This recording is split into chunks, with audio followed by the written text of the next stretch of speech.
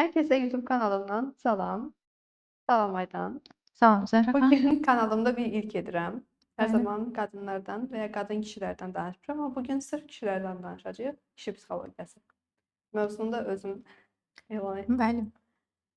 Suallarımız var. Təbii ki. Mhm. Yəni zaten danışıq əsnasında mütləq ki suallarım yaranacaq. Güclülük simvolu olan kişilər. Kişi. Bəli. Kişi ağlamaz, kişi güclü olmalıdır, kişi qazanmalıdır, kişi gətirməlidir. O qədər məsuliyyət qoyuruq ki, kişilərin boynuna. Bəs bu kişi insan deyil. Duyğularım yoxdur. Yoxdurmu? Niyə ağlayan və yaxud özünü yaxşı hiss etməyən kişiyə biz deyirik ki, zəif kişidir. Bizə bu kimdən keçib? Təbii ki, yenə də dönüb dolaşırıq valideynlərimizə. Valideynlərimiz bizə nə məsləhət görür? Kişi kimi kişini sevin. Sizin yanınızda arxada ayaq dura biləcək, sizin yanınızda ola biləcək bir kişini sevin deyə məsləhət görürdü və kişilərdən bu qədər mükəmməliyyətçilik gözləyiriksə, hətta belə deyək ki, özümüzü qoyuruq kənara, hər zaman ətrafımızdakı insanlardan mükəmməliyyətçilik gözləyirik. Uşaq mükəmməl uşaq olmalıdır, kişi mükəmməl kişi olmalıdır. Amma özümüzə baxaq görək, özümüz idealıqmı? Mən ideallammı ki, qarşımdakı insanın da ideal olmasını istəyirəm? Və kişilər göründüyü qədər duyğusuz deyil. Düzdür, qadın beyninin əsasən, qadın beynindən kişi psixologiyasını, yəni kişi beynini fərqləndirdiyimiz zaman qadın beyni daha çox inkişaf edir. Kişi beyni isə 3 yaşında qalır və ona görə biz kişiləri daha çox poflayırıq, uşaq kimi əzizləyirik. Bu zaman münasibətlərimiz də daha doğru olur. Bu əslində kişinin psixologiyasını bildikdən sonra onlarla dil tapmaq o qədər də çətin deyil. Bəs kişi psixologiyasının təməl nöqtəsi hardan gəlir? Kişi psixologiyası biz insanlara, o kişilərə nə qədər necə anlam yükləyiriksə və o anlamı bizə kim ötürübsə ondan asılıdır daha çox. Fərdidir, individualdır. Kişi də insandır. Kişi də ağlayır, kişi də gülür, kişinin də duyğusu var, kişi də sevir. O da küsür, inciyə bilir. Amma biz bunların hər birini qadınlara şamil edirik, kişilərə yox. Niyə belədir? Çünki qadınlar emosional, kişilər isə rasional olduğu üçün sanki bunların hər biri onlara ziddir. Və baxın, daha çox qadınlar deyil də kişilərdir infarktdan ölən. Çünki onlar o qədər içlərini atırlar ki, duyğularını bastırırlar ki, ağlamalı olan yerdə ağlamırlar, gülməli olan yerdə gülmürlər. Emosional olmaq istədikləri an emosional ola bilmirlər və qınaq obyektinə daha çox çevrildiklərinə görə bugün ürək damar problemlərinin də əksəriyyəti kişilərdədir, infarktda eyni zamanda kişilərdədir. Təəssüf ki, qadınlar gözümçıxdıya çox salınır cəmiyyətimizdə, amma elə bəylərimiz də çox gözümçıxdıya salınır, çox yarğılanır. Və buna görə buradan demək istədiyim şey, kimlərisə ətrafınızdakı insanları heç vaxt ciddiyə almayın. Ciddiyə aldığınız tək nöqtə sizin özünüzün öz duyğularınızı, keçirdiyiniz duyğulardır. Bunları nəzərə aldıqdan sonra yaşam sizin üçün daha asan vəziyyətə gələcək. Kişi ağlayar, kişi mərhəmətli olar, kişi duyğusal da ola bilər. Bu zaman münasibət də düzgün gedir. Ata-oğul, ata-qız münasibətləri də düzgün gedir. Ümumiyyətlə, bütün münasibətlərin kökü mərhəmətlilik və sevgidən, emosionallıqdan, duyğulardan və hisslərin düzgün şəkildə ifadə olunması ilə bağlıdır. Çox gözəl danışdınız. Bir anlıq bütün beynim durdu. Sadəcə sizi dinlədim. Ona görə sual formalaşdırmama zəhmət olmasa icazə verin, sual düşünüm. O zaman Zəhra xanım, belə bir sual yarandı məndə. Kişi dediyimiz şəxs tam olaraq necə olmalıdır? Necə davranmalıdır? Həm cəmiyyətdən yola çıxaraq, həm də ki, həqiqətən də artıq bir kişiləri düşünməyi bacaran bir psixoloq olaraq deyək, sizdən fikir alaq. Bugün onların üzərinə çox məsuliyyət qoyulur və o məsuliyyətləri bir qism edə bilir, bir qism yerinə yetirə bilmir, amma onlarla ünsiyyət qurmalıyıq. Kişidir, ünsiyyət qurmaz, deyilməməlidir. Ən azından günün necə keçdiyini danışmalıyıq. Onlarla doğru şəkildə ünsiyyət qurmalıyıq ki, kişinin də necə bir kişi olduğunu deyə bilək. Kişi məsuliyyətini anlayan, duyğularını dilə gətirən, sevdiyini deyən, mərhəmətli, eyni zamanda duyğusal və yeri gəldiyi zaman gücündən istifadə edə bilməlidir. Yəni bizim burada aşıladığımız budur ki, yeri yerində nə zaman nəyə ehtiyac varsa, ondan istifadə etməlidir. Yəni hal-hazırda mərhəmətə ehtiyac varsa, mərhəmətini üzə çıxarmalıdır. Hal-hazırda gücü göstərilməlidirsə, gücünü göstərməyi bacarmalıdır. Yəni duyğularını bastırmadan bir insan olduğunu unutmamalıdır. Bəs biz hər zaman danışırıq ki, kişilər xanımlara bu cür davranmalıdır, belə etməlidir, onların psixologiyasını anlamalıdır.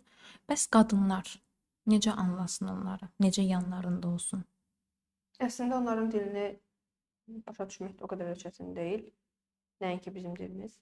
Qadının beyni daha qarmaqarışıqdır və qadın bir fokus nöqtəsi varsa, ondan keçə bilir başqa bir fokus nöqtəsini, yəni dəyişə bilir o fokus nöqtəsini, amma bəylər belə deyil. Belə deyək də, bəylər çayxanada oturub 1 saatın içərisində bir mövzu haqqında danışanda, biz salonda oturub 1 saat ərzində 100 dənə mövzu danışa bilərik. Bu da bizim beynimizin fokus nöqtəsinin necə dəyişkən olduğunu göstərir. Ona görə də onların dilini anlamaq o qədər də çətin deyil, sadədir əslində. Sadəcə onlar nə istəyir? Uşaq kimi sevilmək, dinlənilmək, inanılmaq, yəni onun gücünə və özünə inanmalıdır bir xanım, eyni zamanda bir ana və məsuliyyət verilməlidir. Məsuliyyət verərsə kişi öz ailəsində də, özü ilə bağlı olan qərarlarında da məsuliyyət hiss edər və hədəfi olar. Həyatda bir yer tutmaq istəyər. Yox, əgər mən oğlumu yersiz poflayıramsa, yersiz şəkildə ay canına qurban, başına, boyuna qurban və s. bu şəkildə cümlələrdən istifadə edərək bir oğul uşağını böyüdürəmsə və məsuliyyət vermirəmsə, sən eləmə, mən eləyərəm sənin yerinə deyirəmsə, o zaman bu uşaq özü haqqında və gələcək ailə həyatı haqqında heç bir məsuliyyət əldə etməyəcək və uğurlu bir şəxs olmayacaq. Zəhra xanım, qeyd etdiniz ki, məsuliyyət yükləməlidir. Amma bundan öncə də qeyd etdiniz ki, kişilərə daha çox məsuliyyət verilir, daha çox yük verilir onlara. Bunu necə balansda saxlaya bilərik? Yenə də təzad orada yaranır ki, valideyn orta nöqtəni tutuzdura bilmir. Təəssüf ki, valideyn yaş dövrünə uyğun rəftar etməlidir. Valideyn uşaq ağladığı zaman sən kişisən, ağlamamalısan deyərək uşaqlıqdan böyütməməlidir. Sən güclü olmalısan deyə böyütməməlidir. Zəif tərəfləri də var, amma güclü tərəflərini də, zəif tərəflərini görərək güclü tərəflərini biz yaratmağı bacarmalıyıq. Əsas nüans burdadır. Və bunun üçün də uşaqlıqdan etibarən oğul uşaqlarına qoyduğumuz bir his var. Sən bacını qorumalısan. Necə oldu, sən qoruya bilmədin, sən kişi deyilsən, sən itdən qorxursan, sən kişisən, itdən niyə qorxursan? Və yaxud hörümçəkdən niyə qorxursan, sən yekə kişi olmusan? Bu şəkildə artıq uşaqlar öz qorxularını da ifadə edə bilmir, duyğularını da ifadə edə bilmir, nə hiss etdiklərini də ifadə edə bilmir və ona görə də anlaşılmadıqlarını düşünürlər. Və bu şəkildə düşünən bir bəy də özünü düzgün şəkildə ifadə etməyi öyrənmir bu həyatda. Bir ailə olaraq sual yarandı məndə. Bəs bu oradan da qaynaqlanır ki, misal üçün kişiləri biz daha çox görürük ki, siqaretə meylənirlər. İçki olsun, narkotik olsun, fərqi yoxdur. Və ya daha çox evdən qaçıb gedirlər. Yəni daima çöldə daha çox sosiallaşırlar. Bunları da bu anlaşılmamaqla əlaqələndirə bilərik. Anlaşılmamaqla, dinlənilməməklə əlaqələnir. Və eyni zamanda oğlanın qızı yoxdur bunun. Əgər sən duyğularını bastırırsansa, o zaman sənə yaxşı gələcək şeyləri aşkar edirsən. Bəzən səni kimsə dinləyirsə, o sənin həyatında yaxşı bir insan demək deyil. Səni pis yola çəkə də bilər. Səni narkotika da qurşandıra bilər, içkiyə də, siqaretə də, bu alkoqol asılılıqlar da buradan yaranır. Və biz ilk dinləyən insanı yaxşı insan olaraq ətrafımızda saxlayırıq. Bəlkə də zərər verən tərəf odur. Və bu qadınlarda da, kişilərdə də özünü göstərir. Yəni biz doğru olan yerdən doğru ünsiyyəti qurmadığımız üçün, doğru addımı görmədiyimiz üçün yanlış insanlarda doğru münasibət axtarırıq. Bir də bu sosial şəbəkələrdə cütlük terapeutləri olsun, münasibət koçları olsun. Bunlardan bəzən eşidirik ki, kişilər daha çox sevməyi bacarmır. Sadəcə olaraq birinə yatırım edərsə, yatırımının xətrinə yanında saxlayar. amma bu istəkdən irəli gəlmir və yaxud da ki, hər hansısa bir boşluğunu olsun, təbii tələbatını olsun ödəmək üçün bir xanımı yanında saxlayar. Həqiqətənmi belədir? Kişi sevə bilmirmi? Valideyn ona sevgini öyrətmir çünki. Heç bir kişiyəmi? Heç bir uşağa biz öyrətmirik. Heç bir oğlan uşağına sevgini ifadə etməyi öyrətmirik. Oğlanlar, mənim oğul evladım var deyə o qədər fərəhlənirik ki, yanlış böyüdürük onu. Mənim kişi oğlum hər şey edə bilər, kişi balam hər şey edə bilər, oğul balam hər şey edə bilər düşüncəsindəyik və qız uşaqlarını daha çox qısıtladığımız təqdirdə oğlan uşaqlarına daha çox geniş bir alan açırıq və yanlış bir şəkildə böyüdürük. Bu dünyada qadının düşməni qadındır deyərdim. Qadın qədər qadına ziyan vuran insan yoxdur bu həyatda. Çünki o oğlan uşağını da bir qadın böyüdür. Sən oğluna əks cinsinə bir gül almağı belə öyrədə bilərsən, gül dərməyi öyrədə bilərsən, onun könlünü xoş etməyi, mərhəmət hissini öyrədə bilərsən, sevgini dilə gətirməyi öyrədə bilərsən. Amma biz bir rəqib böyüdürük sanki. Yəni kişi hər zaman qızdan üstündür. Sən hər zaman üstünsən deyərək qız uşaqlarını, öz əks cinsini daha çox tapdalamağı, daha çox başından vurmağı və özünü daha üstün tutmağı, daha özünü sübut edən, təqdir edən göstərməsi üçün çaba sərf edir. Yəni əslində biz valideyn olaraq biz aşılayırıq bunu uşaqlara. Siz dediniz ki, ana öyrətməlidir, amma mən burada bəlkə də təzad olacaq, bəlkə də sizin fikriniz də var. Bunu da əlavə etmək istəyərdim ki, bir ata belə evin içində yoldaşına qarşı münasibətindən olsun, hətta qızına qarşı olan münasibətindən belə olsun, bunu öyrədə bilər. Bəli. Ona görə uşaq biraz anasına meylənən kimi oğlan uşağı və yaxud oğlan uşağı bir qıza jest edən kimi deyir, mama uşağı olma. Və yaxud ağlayanda sən kişisən, niyə ağlayırsan, mama uşağısan sən deyərək o uşağa fikrini, düşüncəsini ifadə etməməyi valideyn öyrədir. Və valideyn burada deyir ki, sevgini dilə gətirmə. Və ona görə də kişilərin əksəriyyəti soyuqqanlıdır, sevgisini dilə gətirməyəndir. Hətta bunu uşaqlarına belə göstərirlər. Bəzən öz yoldaşına göstərə bildiyi halda övladına göstərə bilmir. Çünki mərhəmət duyğusunu valideyn o uşağa aşılamalıdır. Aşılanmayıbsa, bunu sonradan öyrənirsə, burada problem yoxdur. Əgər öyrənə də bilməyibsə, o zaman özü kimi bir nəsil yetişdirir həmin o bəy. Özü kimi soyuqqanlı, fikir verməyən, hörmət göstərməyən, sevgisini dilə gətirməyə bacarmayan, sevirəm deyir, amma dilə gətirmir. Yəni mən də içimdə sevirəm. Bunu valideyn ona öyrədir. Və bizim bir qarşımızda olan bir qəhrəman olmalıdır. O qəhrəman atadır. Atanı sən anaya sayğı duyarkən görürsənsə, sevgi göstərərkən, mərhəmət, eyni zamanda ona köməklik göstərirsə, bu zaman oğul uşağı da belə olur.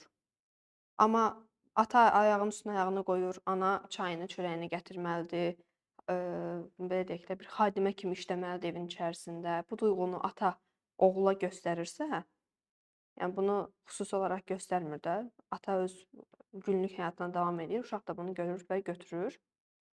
Və həmin o oğlan uşağı da gələcəkdə ailəsində də elə bunu göstərəcək. Çünki nəyi görürsə, onu da göstərir.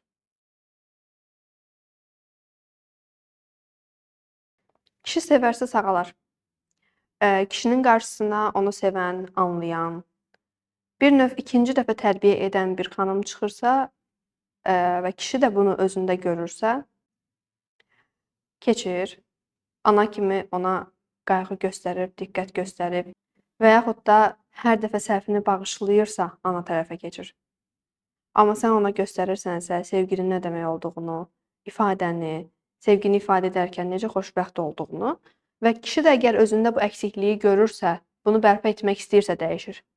Amma yox, mən belə yaxşıyam, mən özümdə heç bir səhv görmürəm deyən bir bəyi 7 nəsildə gəlsə, onu heç vaxt sağalda da bilməz, dəyişə də bilməz.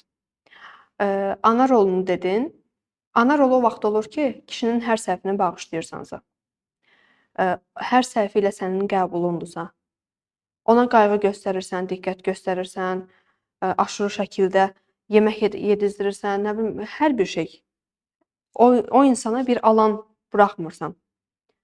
Və öz kişiliyini o insan sənin yanında göstərə bilmirsə, sən burada anasının yerinə keçirsən və bu zaman dəyərin də olmur. Hər zaman dediyim bir söz var ki, kişini anası hər koşulsuz, şartsız türklər demişkən qəbul edir, sevir. Hətta narkomanı belə, hətta evindən oğurluq edən bir oğlu belə fərqi yoxdur. Çünki ana özü dünyaya gətirib, öz bətnindən çıxıb bu uşaq. Amma kişinin davranışları əsasında isə onun xanımı onu qəbul edir və sevir. Əziz bəylər, duyğularınızı ifadə etməkdən çəkinməyin. Qorxmayın, bunu sizi heç kim qınamayacaq, sizi yargılamayacaq. Nə qədər dilə gətirəcəksinizsə duyğularınızı, nə qədər sevdiyinizi dilə gətirəcəksinizsə, sevginizi göstərəcəksinizsə həm xanımınıza, həm uşaqlara və yaxud ailənizə, atanıza, ananıza, bir o qədər də bunun qarşılığını alacaqsınız. Soyuqqanlı olaraq geri çəkilərək heç nə əldə edilməz. Əksinə bir müddətdən sonra görəcəksiniz ki, yalnız qalan, tək qalan sizsiniz. Ona görə də kişi ağlamaz deyil, ağlayın, gülün, duyğularınızı bastırmayın. Olduğu kimi ifadə edin duyğularınızı və bastırmadan, sonraya saxlamadan bu anın bu tələbə uyğun olaraq duyğularınızı yaşayın deyirəm. Sevin, sevilin. Sizi olduğunuz kimi qəbul edən, sizi dəstəkləyən insanların qədrini bilin və qadın-kişi bərabərliyi az da olsa var. Heç kim heç kimdən üstün deyil. Belə, bugünlük bu qədər. Növbəti verilişimizdə görüşəcəyik. Xoş seyirlər sizə.